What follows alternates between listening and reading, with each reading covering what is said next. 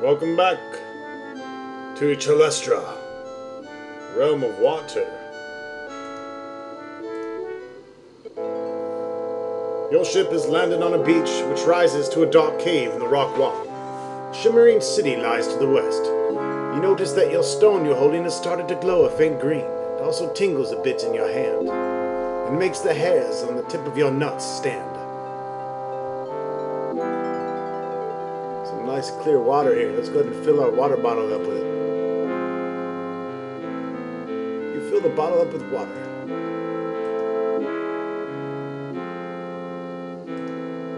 The bottle's already full of water. Stop trying to fill it more.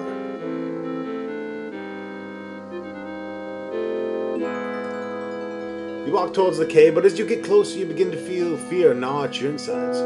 You felt fear before in the labyrinth, but nothing like this.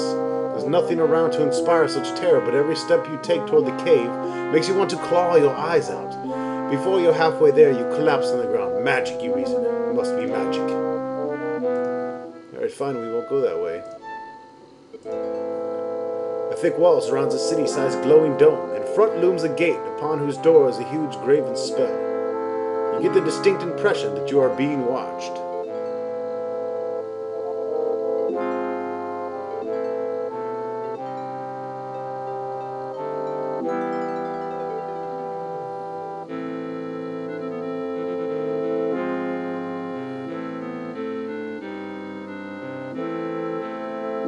It's magic time.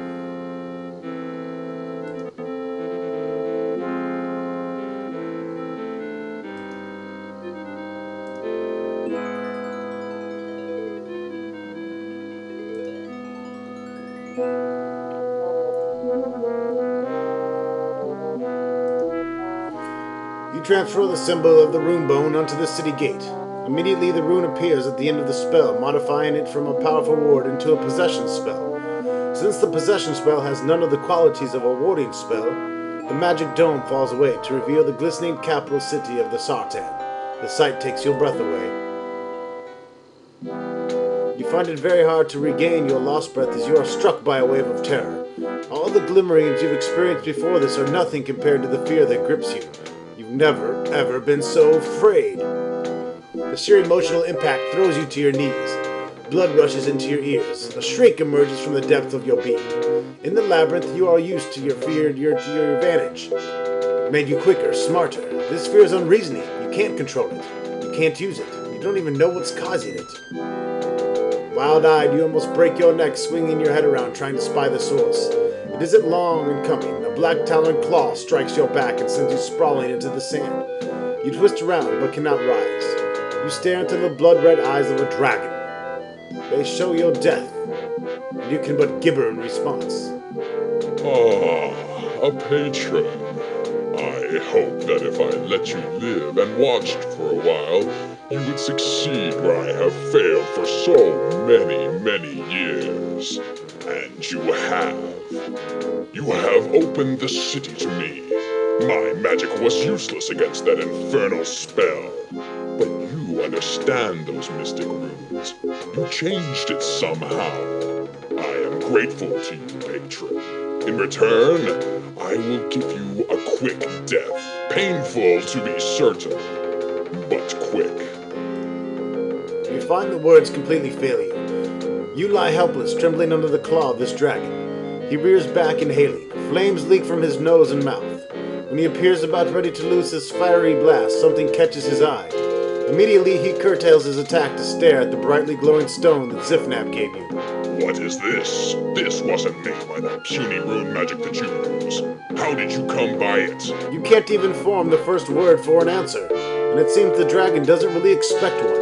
His other foreclaw reaches out and delicately removes the stone from your possession. He draws the stone up to his eye for closer inspection. In reaction, he hisses and roars and waves his neck back and forth wildly, sinuously, spouting flame everywhere. This should not exist! It is impossible! There is only me, Sang-Drax! I am the way! You don't mind if I relieve you of this stone, do you? You will certainly have no need of it shortly. He tosses the stone away. It falls on a pile of rocks of similar shape and size. The only way you can distinguish it is from the others by its shine, which is like the sun.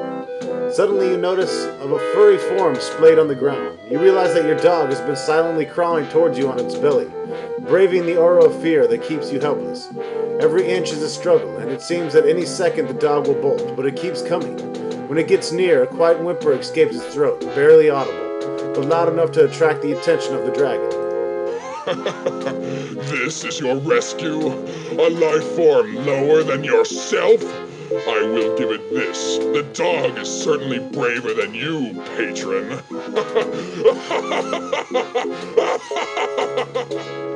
The dragon rears back and fills the cavern with laughter. This gives the dog just enough time to crawl within reach. It looks at you plaintively, even puts its muzzle into your outstretched hand.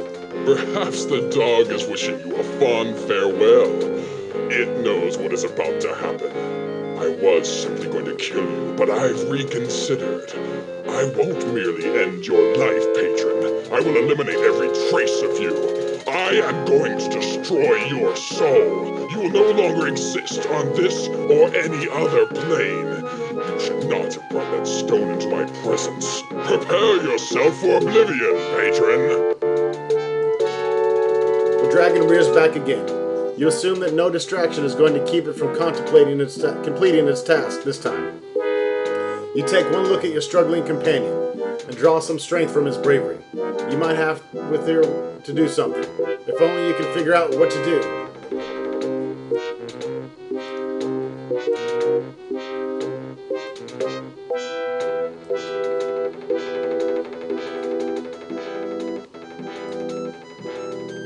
You trace the runes in the air and place your hand in the dog's scruffy fur. The magic swiftly takes hold. You stiffen as you feel your soul passing away. Everything goes dark. Your soul flies into the dog's body. Just as Sang-Drax lets loose the blast of fire, the dog's reflexes leap you away, keeping you from harm. This doesn't save your body, though. The flaming column burns a hole clear through its chest. You can actually see the glowing rock floor below. Now to take care of his mangy pets. He breathes in, preparing another blast.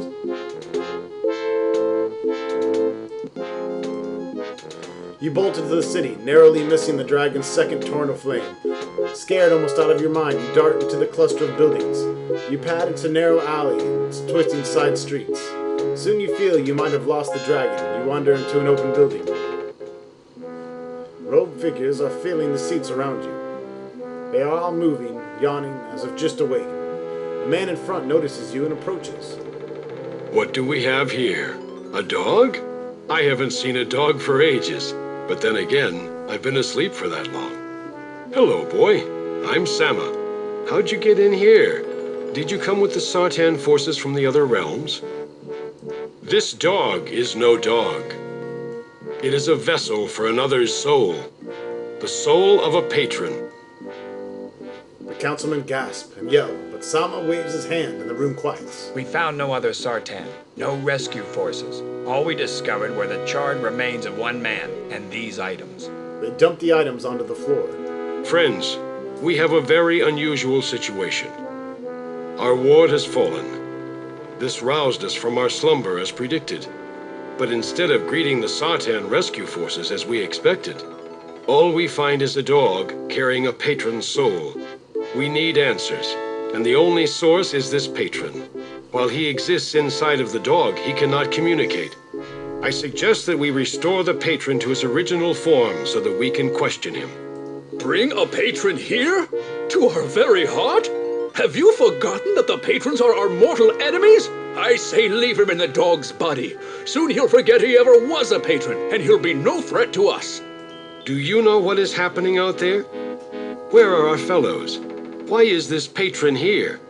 How long have we slept? It is very possible that the patrons have been rehabilitated as intended. Perhaps this is our rescuer. Is this how you would treat such a guest? No. We shall restore him, and we shall have our questions answered then. It is the only way. Whatever you might think of me, Councilman, I am no fool. You may prepare the nullification element. We will administer it to the patron after he is restored. The councilman grunts in approval, then fetches a bottle filled with water. He traces a quick spell in the air, which flows into the liquid. After a moment of light, the bottle looks absolutely normal. You notice that while you're watching the lone Sartan and his bottle, the entire council is gathered around you. Together they weave an incredibly complex spell that appears to require them all. Like a blanket, the spell falls over you, sinks into your flesh. The dog's body reacts violently to the Sartan magic. Limbs stretch, tendons pop, your bones start to expand and twist. You let loose yowls of pain, one after another, but notice that each one sounds more like a human scream than the last. Finally, you lay on the ground, panting and hurting, but in what seems to be your old, comfortable body. You feel hands draw you up, clothe you in garments that remain from the dragon attack. Then someone pours cool, clear water down your throat. You accept it eagerly. What have you done to me, Sartan? You've taken my magic away!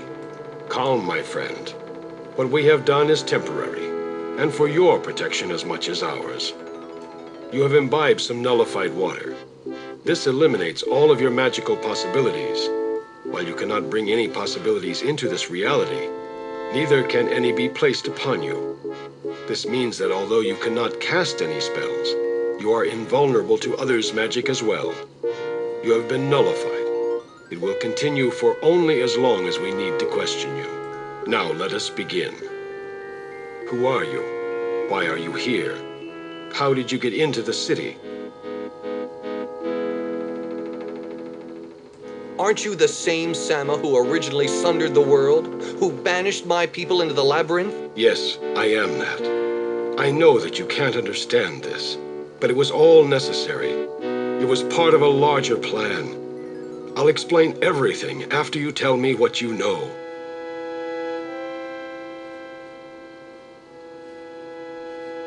All right, Sartan. You want the truth? I'll give it to you. You launch into a tirade, personally blaming Samah for leaving the labyrinth masterless, turning it into a slaughterhouse that thirsted for your people's death. You recount the thousands of years of struggle and bloodshed, which even now plagued your race. You describe your lord's unprecedented escape, and tell how he selflessly and safely led others, including yourself, out of the labyrinth. You state that his thirst for revenge against the Sartan is unequaled. If you kill me, others will follow. Even now, our army outnumbers that of the surviving Sartan. I've seen your forces. I know where they are, and I know that my lord will destroy them effortlessly. You can't win. You continue by recounting your experiences and describing the state of the Sartan on each of the worlds. Samah cries openly at the description of the dead Sartan and the crystal resting places on Arianis. He seems genuinely confused by the antics of Zifnab and Priam. He recoils on learning of the practice of necromancy and Abarak, and he listens closely to the account of your battle with Sang-Drax and of your escape. I have much to say about what you have told me. Your people, you have been wronged. I wish I could change what has happened, but I cannot. It seems that we took on far too much. We thought we were gods, that we were infallible. We weren't. And both of our races have paid the price. However insane you think it might have been, there was a purpose to the plan. We tried to create worlds in which the Mensch would thrive once they were united and the realms were interconnected. What your lord seeks to do is collect all of the seal pieces to reform the original world. He doesn't understand what this means. His efforts will result in the death of many of the Mensch left alive in the new realms. Perhaps he does understand. By decimating the opposing force even before the war is joined, he ensures his success. I'm not sure the Mensch left alive will enjoy the slavery he undoubtedly plans for them. What he may not realize is that this will affect his own race as well. Many of his people will die in the Reformation. Do you think he would risk that? You consider, you know your lord's ambition from his research. He probably already knows how the Reformation will affect the Mensch. You suspect that he may be willing to sacrifice his own people to further the cause of conquest. You understand that he views you individually as expendable. But just how far does his view of expendability extend? He has claimed in the past that there was always casualties in war. You may be right, Samah. I'm not sure about your plan, but perhaps the Reformation isn't the correct path. I'll return to my lord and discuss it. For now, I'll leave your seal piece here. I'm very glad that you see things this way. I hope that we can begin a new era of peace together. Go back to your lord. Tell him that I will gladly speak with him. But I have one important question before you go. What exactly happened to Sang-Drax after you escaped from him? As you consider the question, one of the men who brought your possessions in the room begins to writhe. He tears off his robe and metamorphosizes into a gigantic shape of Sang-Drax. The Sartan dive for safety behind the benches. Only Samah and yourself remain standing in the open. Sang-Drax ignores the assembly, glides over to the seal piece upon the wall and grabs it between two talons. Thank you, patron, for painting such a vivid picture of all of the worlds, including your own.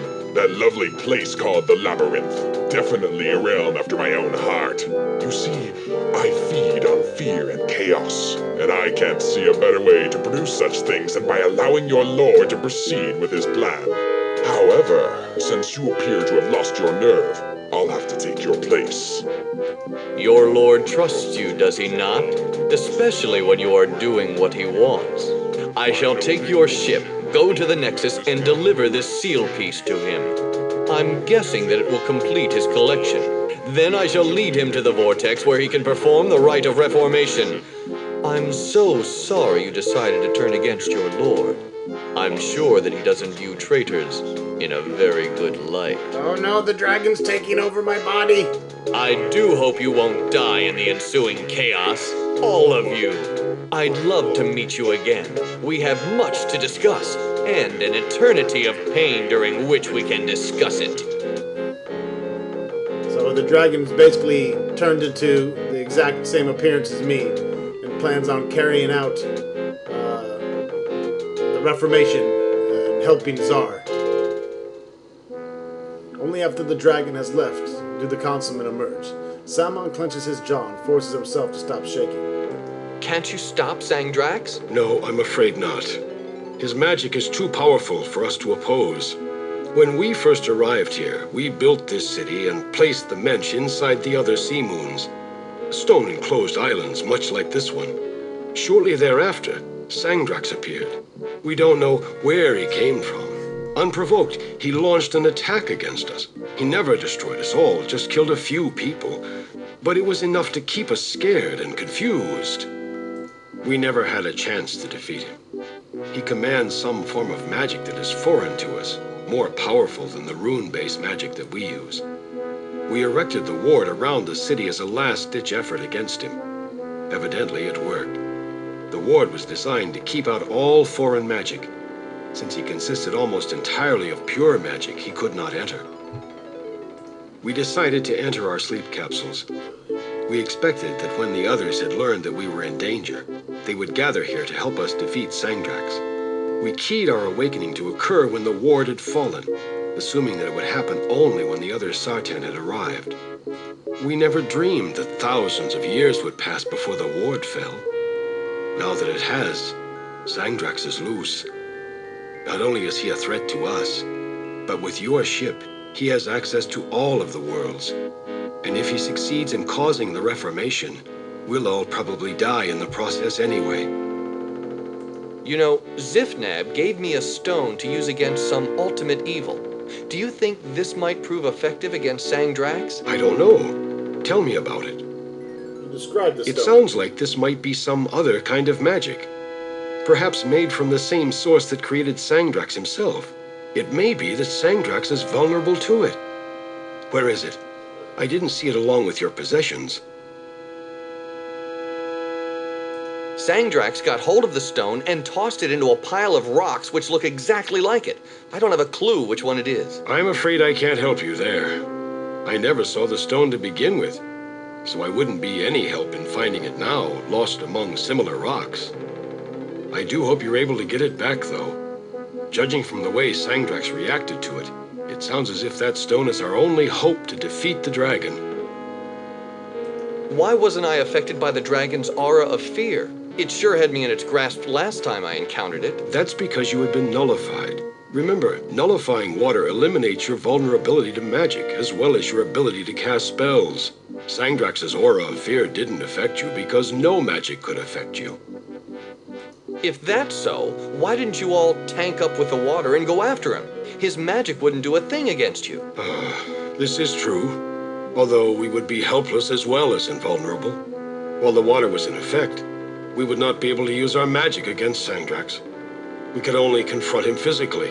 He can choose any form. In a purely physical battle, he would destroy us hands down. How did Sang-Drax take my form? That's one of his powers. He can assume the form of anyone or anything he desires. The talent renders him insidious as well as invincible. Where is Sang-Drax leading, my lord? The Vortex? Yes, the Vortex is the one place that the Reformation ritual can be enacted. It is where we originally sundered the world. It's also the only place where the interconnection can begin. Where is the Vortex? The only place from which the Vortex can be entered is in the Labyrinth. We reasoned that this would be the safest place to hide the portal. It may be that your lord will balk at traveling the length of the Labyrinth again, the wrong way, but Sang-Drax can be very persuasive. He will convince him, one way or another. How do you start the interconnection? Much like the Reformation, it requires all 5 of the seal pieces. In the center of the vortex is a floating island. It has 4 spires. Each spire represents an element: air, fire, stone, and water. The seal pieces must be placed upon each corresponding spire. Then the spell itself must be ignited. This is done by placing the focus over the correct rune and inserting the Nexus seal piece into it.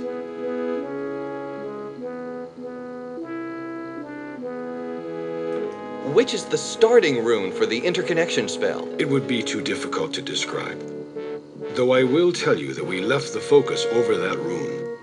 We intended to return and ignite the interconnection spell someday. Spires? Focus? What are you talking about? Well, you did ask. The floor of the island is laid out with many interconnecting runes. Each rune can be used to ignite a distinct spell. Depending on the rune you choose, the function of the spell will be different. The Reformation requires that the spell be ignited from one particular rune, the interconnection, another. The focus is a hexagonal frame that floats over the island's floor. You can move it over the rune of your choice. When you place the Nexus seal piece inside of it, the focus automatically ignites the rune under it, which casts the spell. Let's back up a step. Certainly. Do you have another ship that I can use to pursue him? Yes, certainly. In fact, as we've been speaking, I've had another ship placed in the same port where you landed. You're welcome to it. There is, however, one problem. We seem to be a little short on steering stones. It takes quite a while to magically prepare a stone sphere to accept the naming runes that guide a ship through the Death Gate. The only such stone we have is the ceremonial globe in this very chamber, and you can't use that. I don't have time for talk. Now's the time for action. Very well.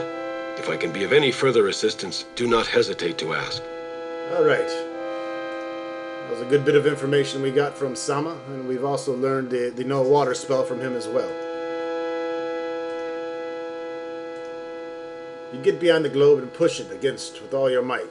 The stone sphere creaks and then rolls off the stand, bounces down the steps, and ends up on the carpet.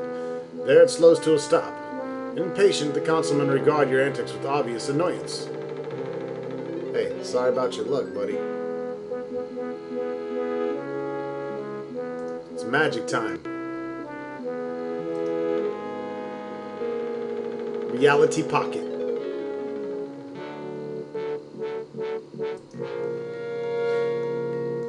You trace a familiar spell into the air. When it takes effect, it's as if the picture on the carpet comes into focus, taking on a new dimension. The scene, a single tree in a lush clearing, is real. The globe, sitting on top of the carpet, simply drops into the scene. It rolls until it hits the tree there, then stops. All sucky sucky. I got about a rug. I got about a stone. It's mine now.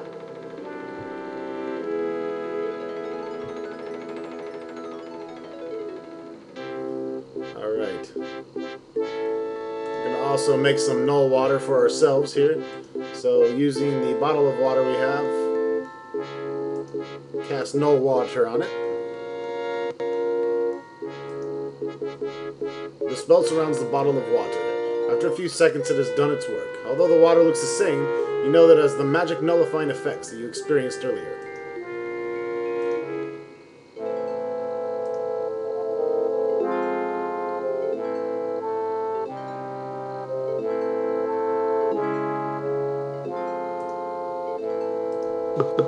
You take a swig of the water. Immediately you sense the effects. Your magic power drains away, making you feel as helpless as a newborn. But this also means the foreign magic cannot affect you. You see huge sinuous tracks leading in and out of the cave's mouth. Some debris, including a bone or two, lies strewn among the tracks. There's no doubt that Sang-Drax calls this cave home. Blood streaks the walls and the floor is littered with the remains of previous meals. Get some of his dragon scales there. After that, go ahead and return to the city.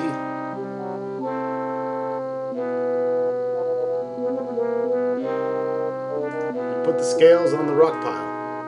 You spread the dragon scales over the pile of rocks. As you hoped, Zifnab's rock reacts to the magic in the scales by glowing. Now the rock is very visible and easily distinguishable from the other stones in the pile. And we're going to take that stone back.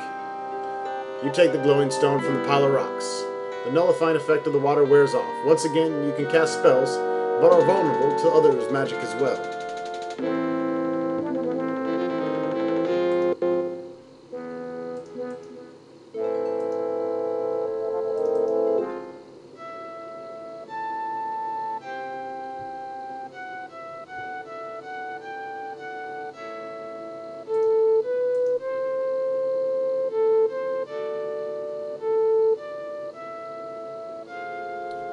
Alright, and we gotta cast our magic again here to get the ball a-rolling, if you will.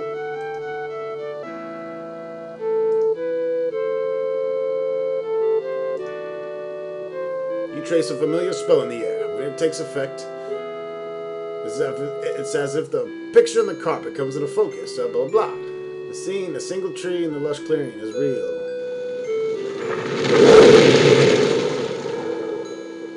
We need that big fucking stone to come out. No, you retard. Yeah, we want to go in there. Again, you gather your strength and heave the boulder-like globe towards the portal. It rolls without much problem. In fact, as soon as the globe is part way through, gravity on the other side grabs the sphere from your hands. The globe disappears.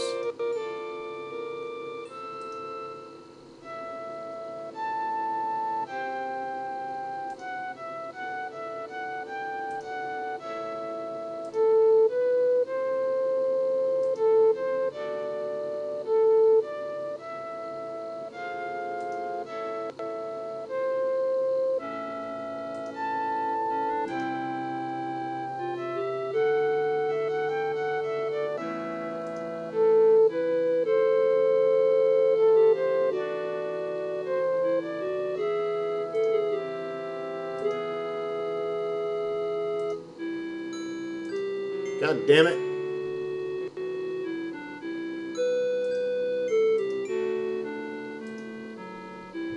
Rune transfer, damn it.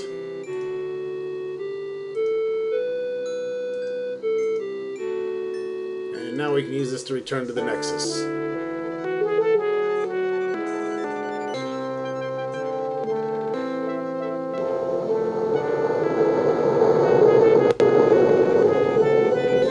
We have a lot to talk about with Mr. Czar.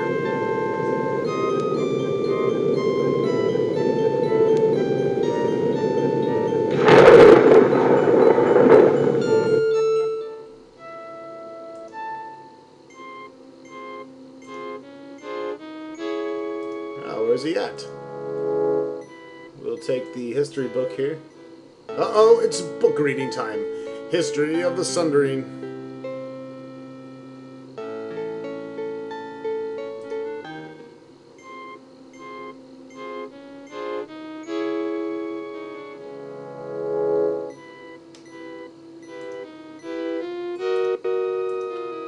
Uh-oh. This gate is the final portal to Labyrinth. Just beyond is the hell you called home for most of your life. And we will enter hell in the next video. Stay tuned.